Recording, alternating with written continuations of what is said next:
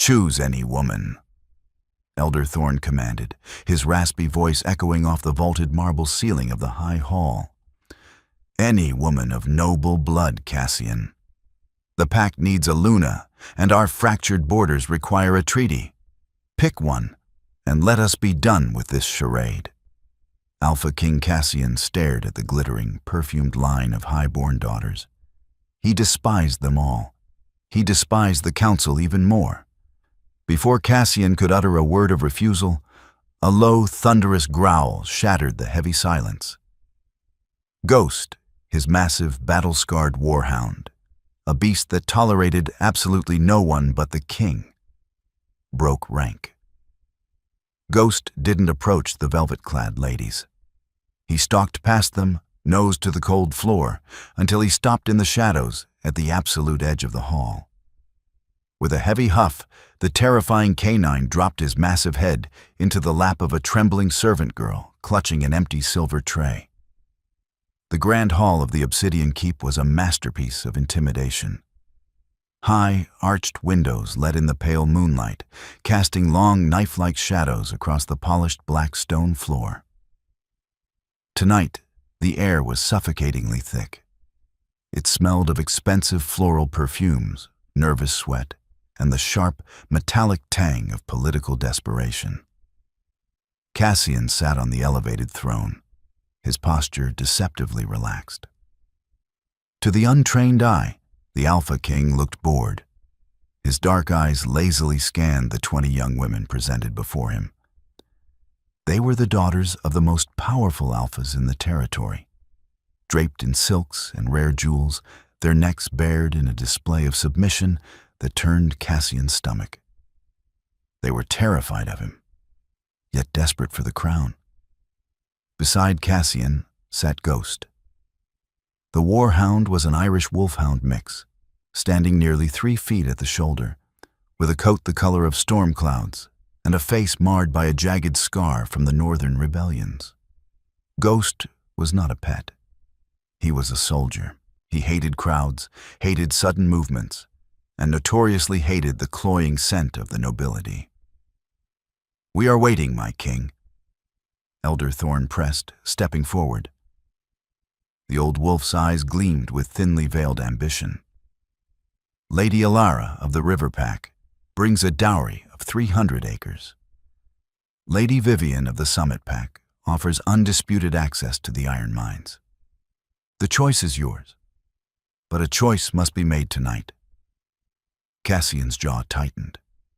He shifted his weight, the leather of his armor creaking in the suffocating quiet of the room.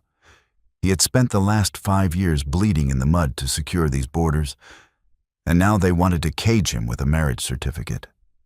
In the far corner of the hall, half hidden behind a towering marble pillar, stood Luna. She wasn't supposed to be visible. Her job was to collect the discarded crystal champagne flutes from the perimeter tables and vanish back into the labyrinthine kitchens before anyone of consequence noticed her. She wore the drab, coarse wool uniform of the keep's domestic staff. Her dark hair was hastily pinned back, and a faint smudge of hearth ash stained her left cheekbone. Luna kept her eyes glued to the floor. She had learned long ago that invisibility was the only true armor for someone without rank, without family, and without power. But her heart was hammering a frantic rhythm against her ribs. The sheer predatory energy radiating from the throne was making it hard to breathe. Suddenly, the rhythmic tapping of Cassian's fingers against the armrest stopped. A low rumble vibrated through the floorboards. Ghost stood up. The collective breath of the room vanished. Several of the noblewomen instinctively stepped back, their silk gowns rustling loudly in the dead silence. Ghost's amber eyes swept the room, entirely ignoring the line of potential queens. He lowered his massive head, his nostrils flaring as he caught a scent. Thump, thump, thump. The hound's heavy paws echoed as he descended the 3 marble steps of the dais. Cassian did not call him back. The king merely watched, his dark eyes narrowing with sudden, intense focus. Ghost bypassed Lady Alara, He didn't even glance at Lady Vivienne. He walked with the slow, deliberate gait of a predator tracking a wounded deer, moving straight toward the shadows at the edge of the room. Luna squeezed her eyes shut, pressing her spine so hard against the marble pillar she thought her bones might snap.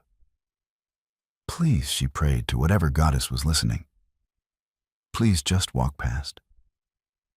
The heavy, warm breath of the beast washed over her knuckles. Luna froze.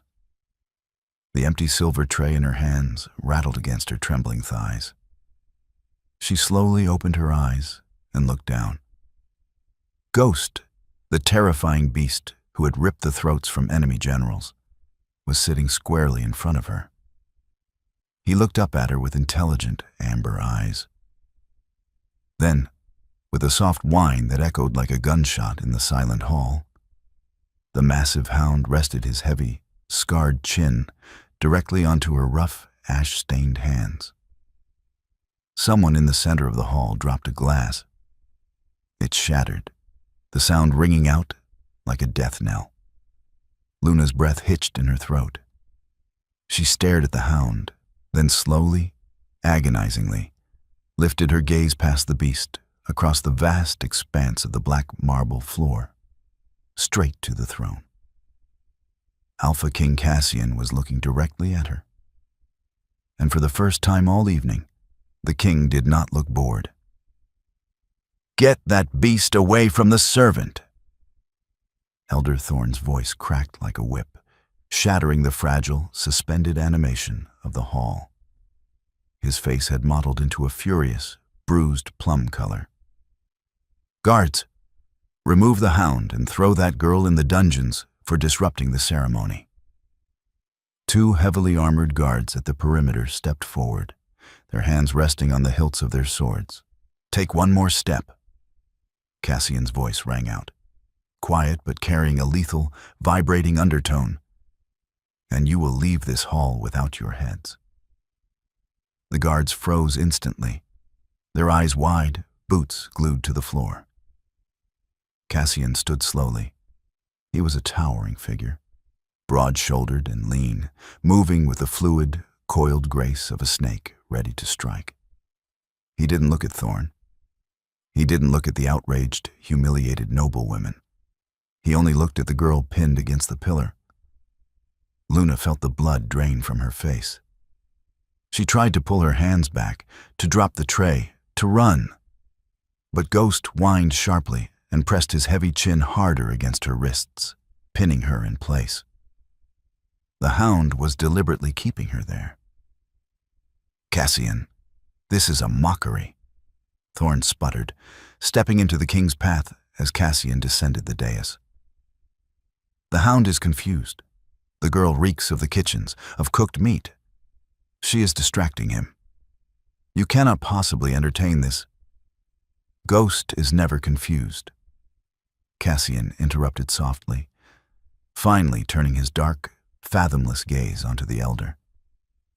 "He tracked a rogue assassin through a blizzard for 3 days using only the scent of a dropped glove.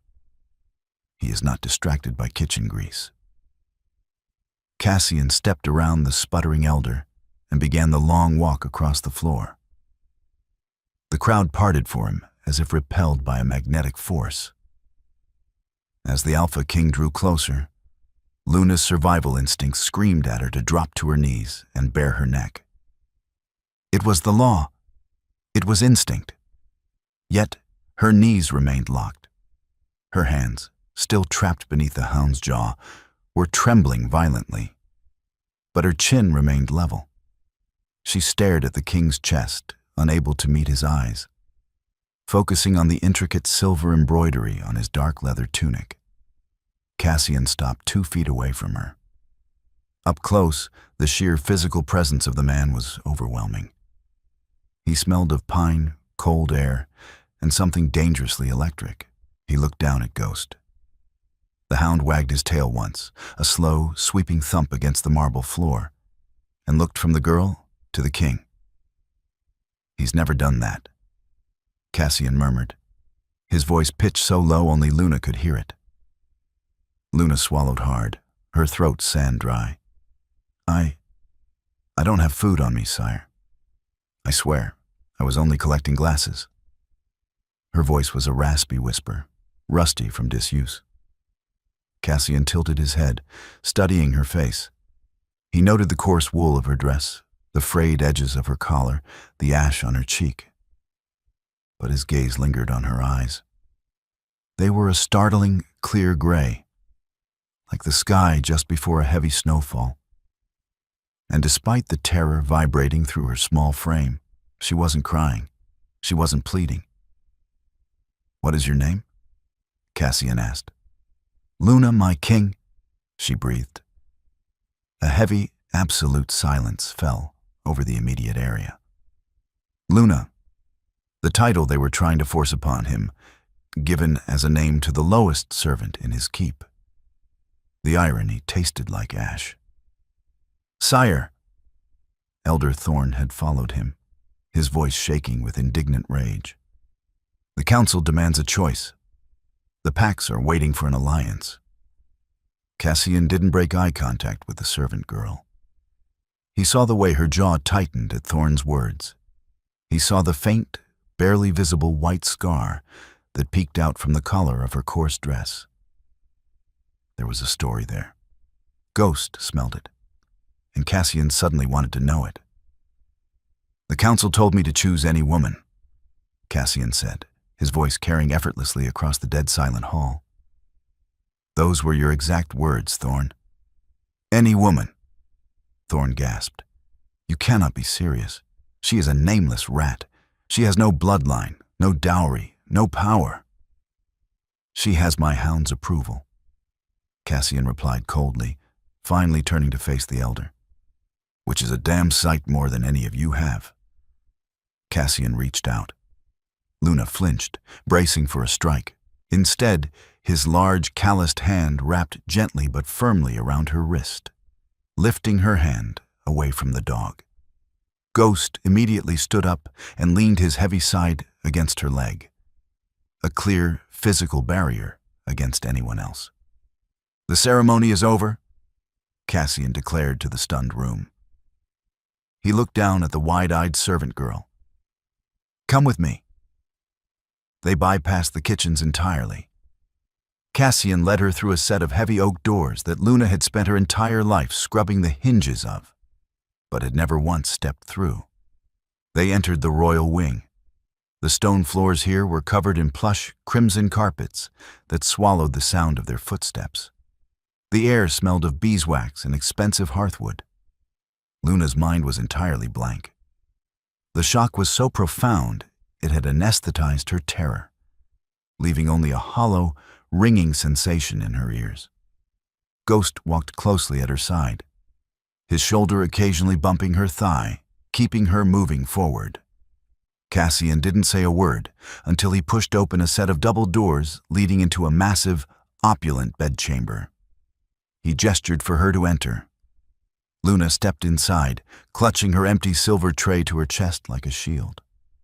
The room was larger than the entire servants' quarters. A massive four-poster bed dominated the center, draped in dark furs and silk sheets. A fire crackled warmly in the hearth.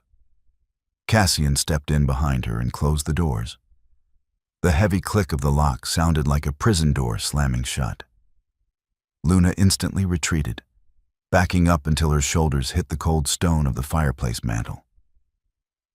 "Please," she whispered, the numbness finally breaking, allowing the panic to flood back in. I don't know what you want from me. I have nothing." Cassian walked to a heavy oak side table and poured 2 glasses of amber liquid from a crystal decanter. He offered one to her. She didn't move. He set the glass down on a nearby table. Taking a slow sip from his own, he watched her over the rim. "I don't want anything from you, Luna," he said, his voice shedding the commanding alpha resonance he used in the hall, dropping to a tired, grounded register. "You can put the tray down?" She didn't drop it. Her knuckles were white. "If you don't want anything, then why am I here? They will kill me. Elder Thorn will have me gutted the moment you leave the keep." "Elder Thorn cannot touch you in this wing," Cassian said, stepping closer to the fire. He looked exhausted. The lines around his eyes deepened in the firelight. "And you are here because if I had chosen one of those high-born daughters tonight, I would have handed half my army over to a rival pack. The council wants a puppet queen they can control to keep me on a leash." Luna stared at him, her chest heaving. "So you used me, to spite them." Cassian paused, lowering his glass. He seemed genuinely surprised by her bluntness. Servants didn't speak to the Alpha King with accusations. They spoke with apologies. "Yes," he admitted, entirely unashamed. "I did. But I also trust my hound." He looked down at Ghost, who had curled up on a massive fur rug near Luna's feet. Ghost doesn't just sniff out assassins. He senses intent. He senses survivors. He walked past 20 women drenched in expensive perfume to find a girl hiding in the ash. "Why?" Luna clamped her mouth shut. She looked away, staring into the flickering flames. "You're not trembling anymore," Cassian noted quietly. Luna stiffened. He was right. The violent shaking in her limbs had stopped. "You were terrified in the hall," Cassian continued, taking a slow step toward her. He moved carefully, reading her body language like a battlefield map. "But you weren't terrified of me. You didn't flinch when I approached. You flinched when Thorn yelled.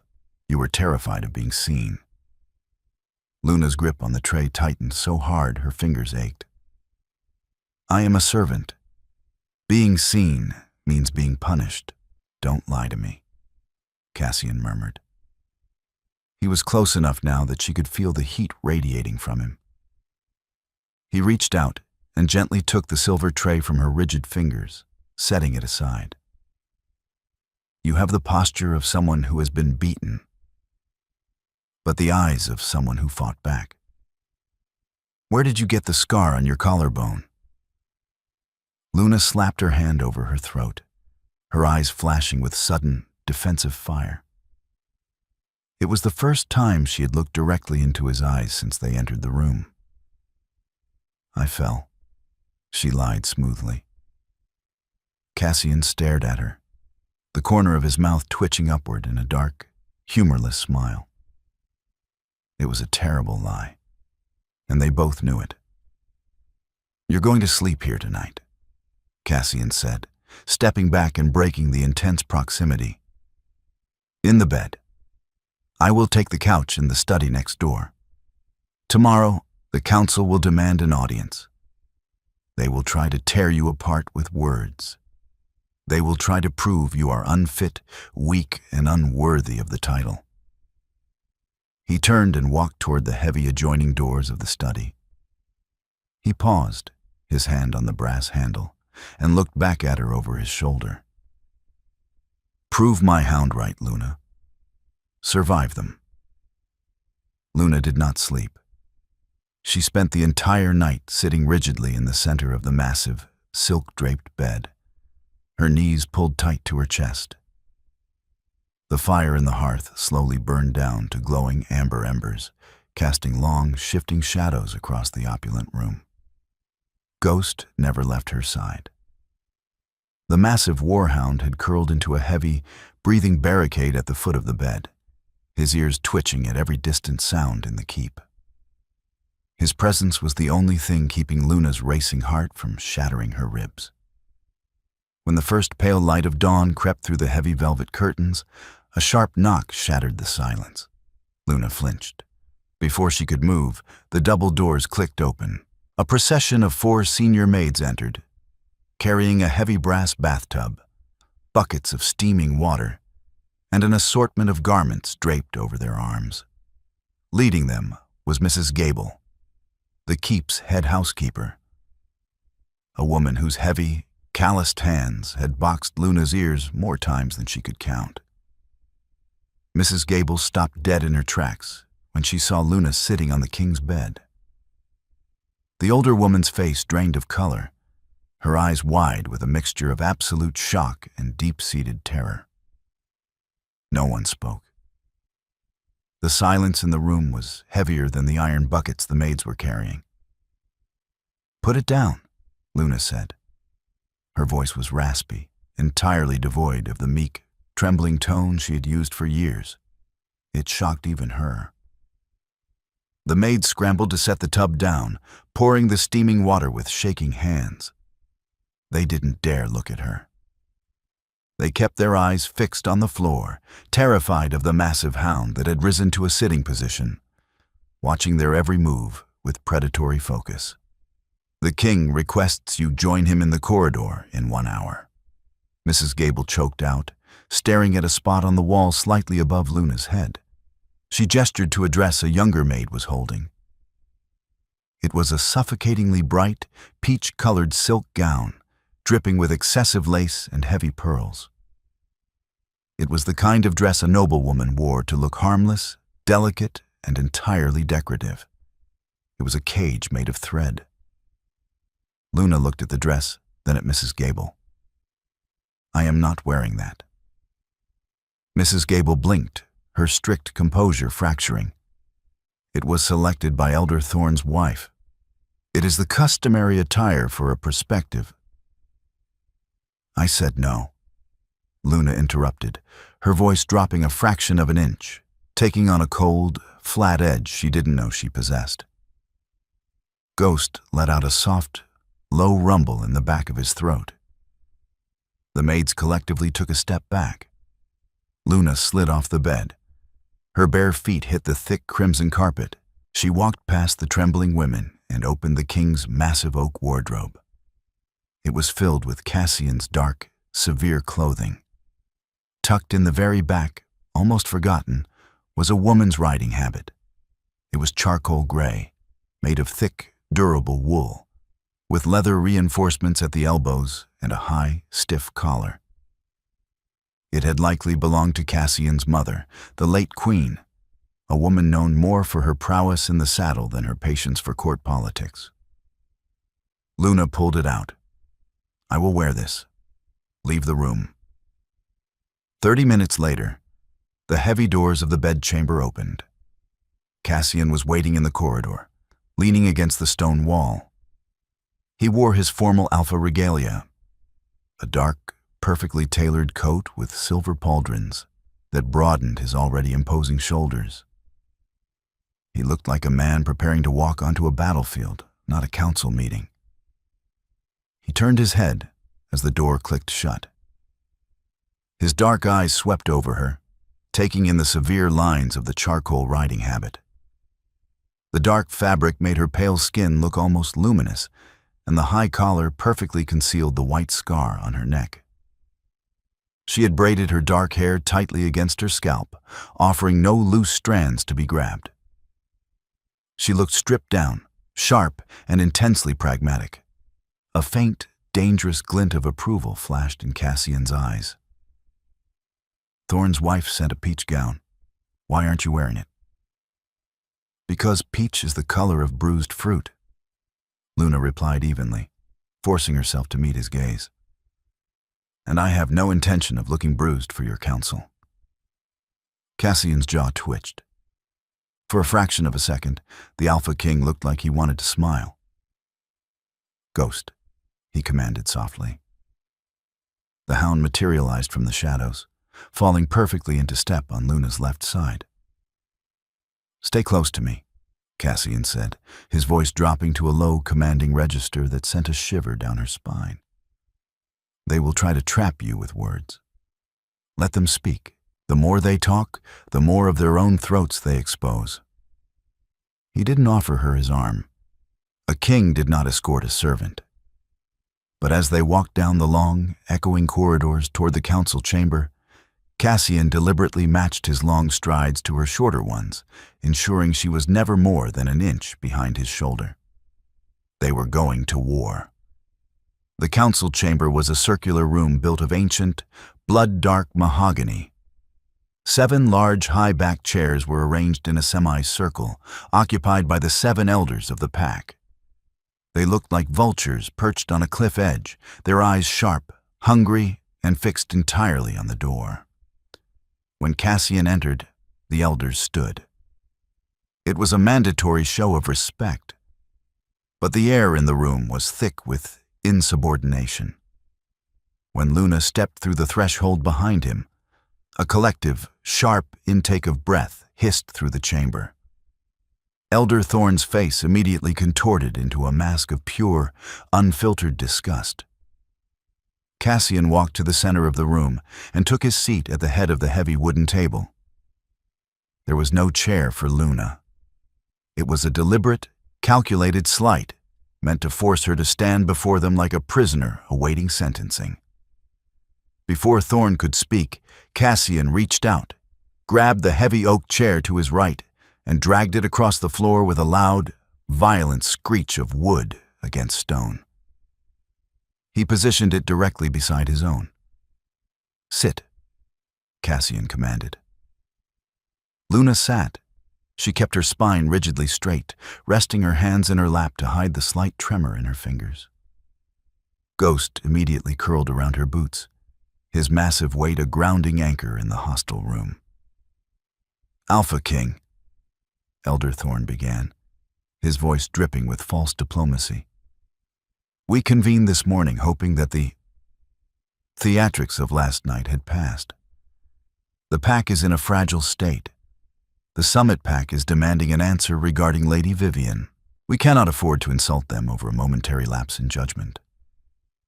"There was no lapse," Cassian replied, his voice a low, smooth rumble. He leaned back in his chair, looking terrifyingly relaxed. "I was told to choose any woman. I chose." "You chose a floor scrubber." Elder Elias, a thin man with a hooked nose, snapped, slamming his fist onto the table.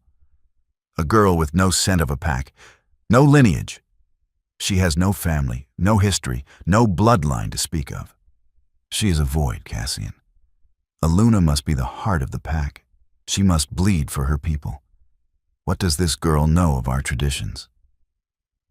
"She knows how to survive," Cassian countered coldly, "which is more than I can say for the pampered airs you parade in front of me. Survival is the trait of a rat, not a wolf." Thorn sneered, stepping forward. He signaled to a servant standing in the shadows of the room. "But if the Alpha insists that this creature is worthy of the title, then she must undergo the traditional rite of purity, as is pack law." Cassian's posture instantly shifted. The relaxed demeanor vanished, replaced by a coiled, lethal tension. "The rite of purity is a relic. It hasn't been used in a century." "It is law," Thorn shot back, his eyes gleaming with malicious triumph. "If she is to be Luna, she must prove her fortitude." The servant approached the table, carrying a silver tray. On it sat an ornate, jewel-encrusted chalice. Luna knew immediately what it was: the rite of purity. She had heard whispers of it in the kitchens. The prospective Luna was required to drink a ceremonial wine laced with a tiny, heavily diluted amount of wolfsbane. A true, strong wolf would process the toxin within minutes, proving their supernatural healing. A weak wolf, or a human, would become violently ill. Thorn picked up the chalice and set it firmly on the table in front of Luna. "Drink, girl. Prove you belong in this room."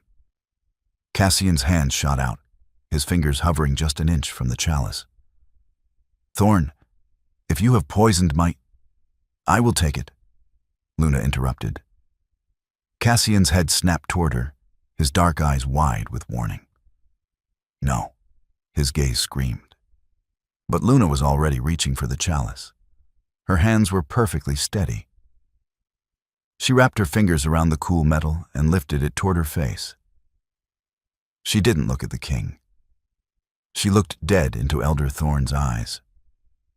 She brought the rim of the chalice just below her nose. She inhaled, a slow, deliberate breath. The scent hit the back of her throat like crushed glass. It wasn't the dull, earthy smell of common wolfsbane. It was sharp, sweet, and aggressively metallic. Luna slowly lowered the chalice. The silence in the room was absolute.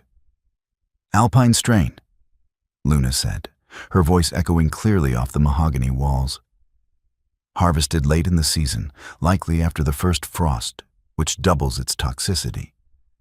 Mixed with a base of fermented elderberry to mask the bitterness." Thorn's smug expression faltered, a flicker of genuine shock cracking his composure. Luna gently set the chalice back onto the silver tray. She didn't take her eyes off Thorn. "A ceremonial dose requires 3 crushed petals per gallon of wine. This chalice contains the distilled oil of the root. It is not a test of fortitude, Elder Thorn. It is a kill dose. 3 sips would stop a grown alpha's heart in 4 minutes." The silence that followed her words was so profound, it felt like a vacuum. Cassian stared at her, his chest rising and falling with slow, heavy breaths. Then, with terrifying calmness, the Alpha King stood up. He picked up the silver chalice. He walked around the table until he was standing directly in front of Elder Thorn. The older man shrank back into his chair, the blood completely draining from his face. "Is she wrong, Thorn?" Cassian whispered, his voice vibrating with a lethal, suppressed roar. Thorn opened his mouth, but no sound came out. Cassian turned his hand, pouring the poisoned wine directly onto the polished mahogany table in front of the elder. The liquid hissed violently as the potent, acidic toxin immediately began to eat through the expensive varnish, sending up a thin trail of acrid smoke. Cassian dropped the empty chalice onto the ruined wood with a deafening clatter. He looked at the pale, trembling elders. "If anyone else in this room wishes to test my Luna," Cassian said, his eyes black with rage, "you will do it with steel, and you will do it against me." He turned on his heel, grabbed Luna's arm, and marched her out of the chamber. Cassian did not let go of her arm until they were safely behind the locked doors of his private study. The moment the heavy deadbolt clicked into place, the adrenaline holding Luna upright evaporated. Her knees buckled. She didn't fall. Cassian caught her, his large hands gripping her shoulders, lowering her gently into a heavy leather armchair near the unlit fireplace. Ghost immediately pressed his large head into her lap, whining softly. Luna buried her trembling hands in his thick gray fur, her breathing ragged and shallow. She had just accused the most powerful elder in the territory of attempted murder. The reality of her actions was crashing down on her like a collapsing roof. Cassian walked to the far wall, his movements sharp and agitated. He poured 2 fingers of whiskey into a glass, walked back, and pressed it firmly into her shaking hands. "Drink," he ordered. It wasn't a request. Luna brought the glass to her lips. The amber liquid burned a hot, cleansing trail down her throat, settling the violent shivering in her chest. Cassian pulled up a chair and sat directly across from her. He leaned forward, resting his elbows on his knees. The rage from the council room was gone, replaced by an intense, burning curiosity that felt far more dangerous. "How?" Cassian began, his voice low and deliberate. "Does a kitchen maid know the exact distillation process of alpine wolfsbane?" Luna stared at the amber liquid at the bottom of her glass. She knew this moment was coming. The moment she spoke in that room, she had shattered the illusion of the invisible, ignorant servant. "I asked you a question, Luna." Cassian pressed softly. He reached out, his long fingers gently but firmly tilting her chin up so she was forced to look at him. His touch was warm, calloused, and surprisingly gentle. "You didn't just smell poison. You identified its harvest season. You identified the root oil. That is knowledge kept strictly by pack apothecaries and assassins. If I tell you, Luna whispered, her voice cracking, you will look at me the same way Thorn does, like I am a threat. Thorn tried to kill you because you disrupted his political game, Cassian replied, his thumb lightly brushing the edge of her jaw. I am trying to keep you alive. I cannot do that if I am fighting in the dark. Tell me who you are. Luna closed her eyes. The phantom smell of smoke and burning pine filled her memory, a nightmare she had spent 7 years trying to outrun. You told the council I had no pack scent, Luna said quietly, opening her eyes to meet his piercing gaze. You're right. I use a lye soap mixed with dried sage to strip my scent every morning. I've done it since I was 16. Cassian frowned, his dark eyebrows drawing together. Why? Because if Elder Thorn ever caught my true scent, she breathed, the confession tearing out of her chest, he would know he failed to finish the job 7 years ago. Cassian went completely still. The air in the study seemed to drop 10 degrees. My name is Luna, she continued, her voice gaining strength, fueled by a decade of buried grief. But my father was Silas, the alpha of the Silver Pine pack. Cassian's eyes widened, a rare show of genuine shock. Silver Pine. It was a small, peaceful pack located deep in the northern valleys. 7 years ago, they had been wiped out by a rogue faction. No survivors. It was the tragedy that had ignited the border wars Cassian had spent the last 5 years fighting. Silver Pine was destroyed by rogues, Cassian said, his voice dropping to a harsh whisper. There were no rogues, Luna said, a single tear breaking free and cutting a hot path down her pale cheek. She didn't bother wiping it away. They were obsidian warriors, wearing unmarked armor. They slaughtered my father. They burned our apothecaries, where I had trained under my mother. I escaped through the root cellar. She looked at Cassian, her gray eyes hard as steel. I didn't run away from the monsters, Cassian. I hid inside their house. Because the man who ordered the strike on my pack is sitting in your council chamber. Before Cassian could process the massive, earth-shattering weight of her confession, a frantic, heavy pounding echoed against the study door. Sire! A muffled voice yelled from the corridor. Sire, open the door. It's urgent. Cassian swore under his breath. He stood up, giving Luna one last, intense look, a look that promised this conversation was far from over, before he crossed the room and threw the deadbolt. General Kyle, Cassian's second in command, stood in the doorway. The hardened warrior looked unusually pale. What is it? Cassian demanded. It's the summit pack, sire, Kale said, breathing heavily. Lady Vivian's father received word of the ceremony. He considers your rejection an act of war. He has blockaded the iron mines and mobilized his northern borders.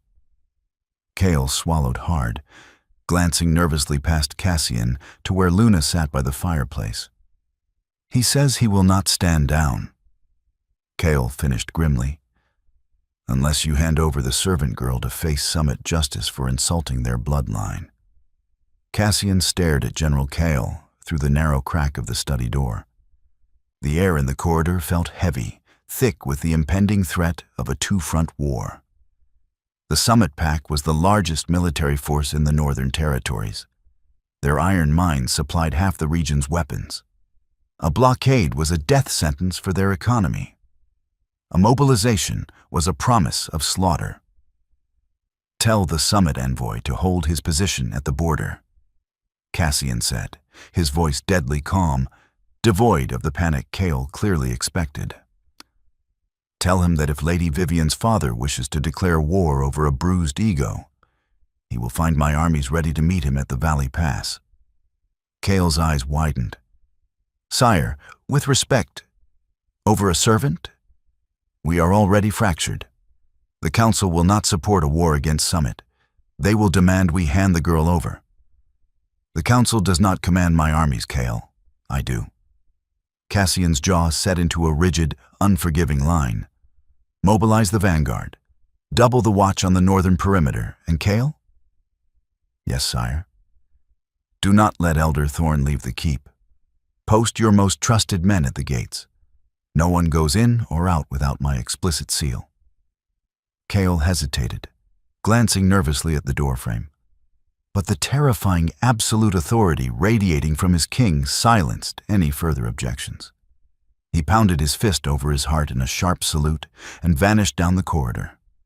Cassian closed the heavy oak door, sliding the deadbolt back into place with a definitive clack. He turned back to the room. Luna was still sitting in the leather armchair, her knuckles white as she gripped the glass of whiskey. She looked terrifyingly small against the massive furniture, but her gray eyes were clear, focused, and unblinking. She had heard every word. "You are going to fight them," Luna whispered, the reality of it washing over her. "You are going to drag your people into a war just to keep me here." "I am not going to war over a servant," Cassian replied, walking slowly back toward the fireplace. He stopped in front of her, his towering frame casting a long shadow across her face. "I am going to war because the Summit Pack thinks they can dictate who sits beside me on the throne. And because the man pulling their strings is sitting in my council chamber." Cassian knelt, bringing himself down to her eye level. It was a shocking gesture of equality from an alpha king. Ghost immediately rested his chin heavily on Cassian's knee, letting out a soft, approving huff. "You said Thorn ordered the strike on Silverpine," Cassian said, his voice dropping to a low, intense hum. "You said you hid in the root cellar. You watched them burn your home. If Thorn used obsidian warriors in unmarked armor, he had to pay them. He had to organize them. A man like Thorn doesn't leave a blood trail unless he thinks it's completely covered." Luna swallowed hard, the ghost of burning pine and copper filling her senses. He covered it well, but he didn't cover everything. Cassian's eyes sharpened. "What do you have?" "When I crawled out of the ashes 2 days later," Luna began, her voice trembling slightly before smoothing into cold iron, "I found the body of the mercenary commander. My father had fought him. My father died, but he managed to sever the man's arm before he fell." Cassian remained perfectly still, letting her speak, letting the buried trauma breathe the air for the first time in 7 years. "The commander carried a leather satchel," Luna continued. "Inside was a ledger of payments, written in cipher, and a heavy gold signet ring used to seal the orders. It bore the crest of the Thorn estate." Cassian's breath hitched. A signet ring. That was indisputable proof of treason. "Where is it?" "When I fled south and integrated into your keep's servant quarters, I knew I couldn't keep it on me. I was subjected to random searches by Mrs. Gable every month," Luna explained. She looked toward the heavy stone floor beneath their feet. "I buried it, deep in the old catacombs beneath the keep's eastern wing, in the crypts of the first alphas." Cassian stood up slowly, a dark, dangerous energy radiating from his shoulders. "Thorn is pushing the Summit Pack into a frenzy to force my hand. He wants me distracted by a border war so he can orchestrate a coup from within. If we have that ring, we can cut the head off the snake," Luna finished, standing up to join him. She didn't look like a trembling maid anymore. She looked like the daughter of an alpha. But the eastern wing is guarded by Thorn's personal sentries. He claimed it as his family's private meditation grounds 3 years ago. Cassian smiled. It was not a kind smile. It was the smile of a predator that had just found the scent of blood. "They are about to find out," Cassian whispered, "that I do not ask permission to walk in my own house." The descent into the catacombs was suffocatingly dark. The air tasted of ancient dust, damp stone, and forgotten secrets. Cassian led the way, carrying a single, dimly burning iron lantern that cast long, monstrous shadows against the curved stone walls. Luna walked directly behind him, her footsteps light and practiced from years of moving unseen through the keep. Ghost brought up the rear, his massive paws completely silent on the uneven cobblestones, his amber eyes scanning the darkness with lethal precision. They had bypassed Thorn's surface guards easily enough. Cassian knew the hidden servant corridors better than the elders ever would. But down here, in the labyrinthine crypts, the silence was oppressive. "How far?" Cassian murmured, his voice barely a breath. "Third corridor on the left," Luna whispered back, pointing toward an arched doorway draped in thick, silvery cobwebs. "The tomb of Alpha Valerius. There is a loose stone behind his sarcophagus." They moved swiftly. The temperature dropped significantly as they entered the ancient burial chamber. The heavy stone sarcophagus dominated the center of the room, covered in thick layers of dust. Luna immediately dropped to her knees behind the monument, running her fingers along the base of the damp stone wall. She counted the bricks from the corner, 3 over, 2 down. She pressed her palms against a seemingly solid block of granite and pushed. With a harsh, grinding scrape, the stone slid backward. From the dark cavity, she pulled a small, heavy iron lockbox. Cassian held the lantern closer as Luna flipped the rusted latch. The hinges shrieked in protest. Inside, wrapped in a piece of scorched, blood-stained cloth, was a thick leather ledger. Resting on the top of it was a heavy gold ring, the unmistakable crest of a coiled serpent stamped into its face, the ancient sigil of the Thorn bloodline. "He's a dead man," Cassian breathed, staring at the gold ring. He reached out, his large fingers carefully picking up the undeniable proof of high treason. Before Cassian could secure the ring in his coat, a sharp metallic shing echoed through the crypt. It was the sound of a sword being drawn from a scabbard. Ghost erupted into a deafening, terrifying roar, lunging forward into the darkness. "Hold him!" a harsh voice shouted from the corridor. 3 men stepped into the dim light of the lantern. They wore the dark, unmarked leather armor of rogue mercenaries. But Cassian recognized the leader instantly. It was Marcus, the captain of Elder Thorn's personal guard. "Well, well," Marcus sneered, his sword gleaming in the low light. Elder Thorn suspected the little rat might try to dig up her buried treasures. "He told us to keep an eye on the crypts." Cassian slowly set the lantern on the sarcophagus. He didn't draw a weapon. He didn't need to. He simply stepped in front of Luna, his body a massive, impenetrable wall between her and the mercenaries. "Marcus," Cassian said, his voice terrifyingly calm, "you are standing in the crypts of my ancestors, drawing steel on your king. Do you understand what happens next?" "I understand that you've gone mad, sire." Marcus spat, signaling for his 2 men to fan out. Choosing a servant over the packs, risking war with Summit, Elder Thorn is simply doing what is necessary for the survival of the Obsidian Pack.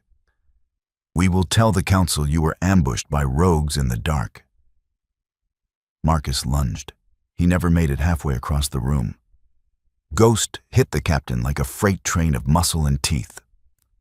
The massive hound tackled Marcus to the ground, his powerful jaws snapping shut around the man's sword arm with the sickening crunch of breaking bone. Marcus screamed, his weapon clattering uselessly across the stone floor. The other 2 guards froze, horrified by the sheer brutality of the hound. That second of hesitation was all Cassian needed. The Alpha King moved with a blur of coiled, predatory speed. He closed the distance to the second guard, dodging a wild, panicked swing of a broadsword. Cassian's fist connected with the guard's throat with a devastating crack, sending the man collapsing to the floor, gasping for air. The third guard dropped his weapon instantly, throwing his hands in the air and falling to his knees, his eyes wide with absolute terror. Cassian stood breathing heavily, adjusting the cuffs of his coat as if he had merely swatted a fly. He looked down at the whimpering captain pinned beneath Ghost's massive paws. "You chose the wrong Alpha, Marcus," Cassian said coldly. He turned to the trembling third guard. "Get up. You are going to carry your captain to the Great Hall. And you are going to tell the council exactly who sent you down here." Cassian turned back to Luna. She was clutching the iron lockbox to her chest, her eyes wide but surprisingly calm. She had seen worse violence the night her pack fell. She was not a fragile noblewoman. She was a survivor. "Wash your face," Cassian told her, his dark eyes burning with a fierce protective fire. "Wash the lie out of your hair. Let them smell exactly who you are. We end this tonight." The Great Hall was in a state of chaotic uproar. Elder Thorn stood at the head of the heavy mahogany table, surrounded by the remaining elders and the heavily armed envoy from the Summit Pack. The envoy, a massive, scarred warrior named Corin, looked furious, demanding answers that Thorn was expertly spinning into a web of deceit. "I assure you, Commander Corin," Thorn was saying smoothly, his hands raised in a placating gesture. "The king is unwell. The trauma of the border wars has broken his mind. He has locked himself away with a lowly servant girl while your borders are insulted. The council is prepared to step in and assume provisional control. We will hand the girl over to your justice, and the treaty with Lady Vivienne will proceed." "You will hand over nothing," a voice boomed like a crack of thunder. The heavy double doors of the great hall violently slammed open, shattering the wood against the stone walls. Cassian strode into the room. He was covered in crypt dust, his knuckles bruised, but he radiated an aura of pure, suffocating dominance. The ambient chatter in the room instantly died. Every wolf in the hall instinctively lowered their eyes, the sheer gravity of his alpha presence forcing their submission. Following closely behind him were Kale's elite guards, dragging the battered, bleeding forms of Marcus and his mercenaries. They threw the traitors roughly onto the polished marble floor at Thorn's feet. Thorn's face turned the color of ash. He stumbled backward, his back hitting the mahogany table. "What is the meaning of this, Cassian?" Elder Elias stuttered, gripping the edges of his chair. Cassian didn't answer. He reached into his coat and slammed the heavy gold signet ring down onto the table. The sharp clack echoed through the dead silent hall. "Treason," Cassian announced, his voice vibrating with lethal intent. He looked directly at the summit envoy. "Elder Thorn has been manipulating your pack, Corin. He ordered the slaughter of the Silver Pine Pack 7 years ago to destabilize the region, and he has been using your outrage tonight as a smokescreen to stage a coup." Corin frowned deeply, looking from the king to the trembling elder. "These are heavy accusations, Cassian. Where is your proof?" "My proof," Cassian said, stepping aside, "is the survivor he failed to kill." The dawn broke crisp and clear over the obsidian keep. On the high stone balcony overlooking the newly unified northern valleys, Cassian and Luna stood side by side, watching the sun chase the shadows from the mountains. Ghost slept peacefully at their feet, the warhound finally at rest. The political machinations were over, the traitors were gone. Luna leaned her head against Cassian's broad shoulder, breathing in the scent of pine and cold air. They had found each other in the ashes. Two hardened survivors forging an empire not through coercion, but through profound, unbreakable trust. The king had chosen his Luna, and the pack would never be the same. If you enjoyed this dramatic tale of betrayal, survival, and unexpected romance, please don't forget to like, share, and subscribe for more original stories. Let us know your favorite moment in the comments below.